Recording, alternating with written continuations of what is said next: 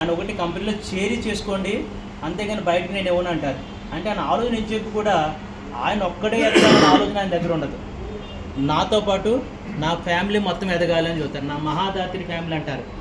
అలాంటి మహాదాత్రి ఫ్యామిలీని క్రియేట్ చేసి మనందరికీ ప్రొడక్ట్ సెక్యూరిటీ కానీ, బిజినెస్ సెక్యూరిటీ కానీ, రేటు సెక్యూరిటీ కానీ, అలాగే ఎంతో కంఫర్టబుల్ ఆఫీసులో కూర్చొని పని చేసుకోవడానికి కానీ ఇన్ని అవకాశాలు కల్పించారంటే మరి ఇలాంటి వాళ్ళతో కలిసి పని చేయడానికి మనం హ్యాపీగా ఉన్నామా లేదా?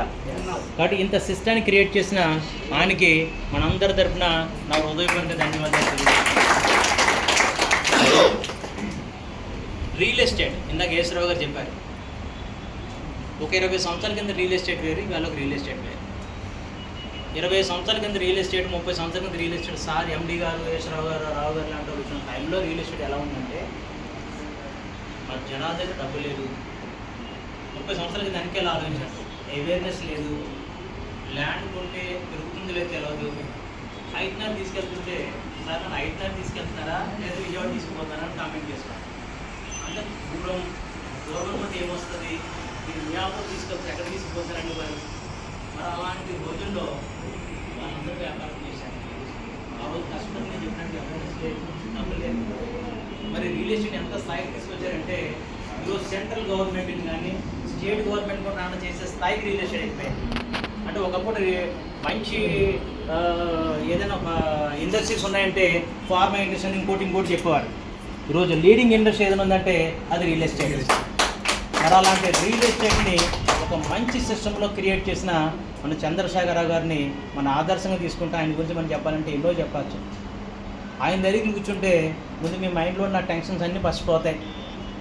అంత ప్రశాంతంగా కూర్చొని మాట్లాడతాడు. ఆయన కింద 100 టెన్షన్లు ఉంటాయి.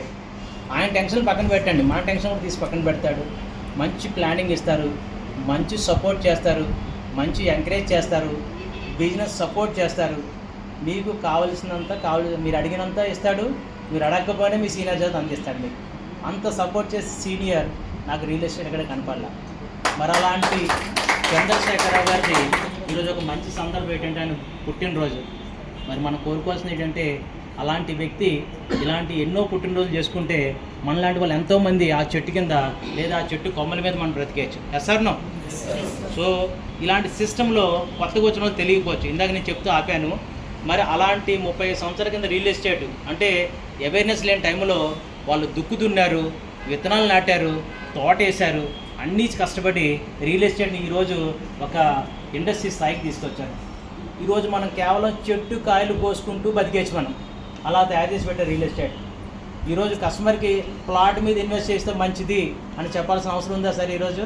లేదా కస్టమర్కి అవేర్నెస్ ఉందా? కస్టమర్ దగ్గర ఒక 10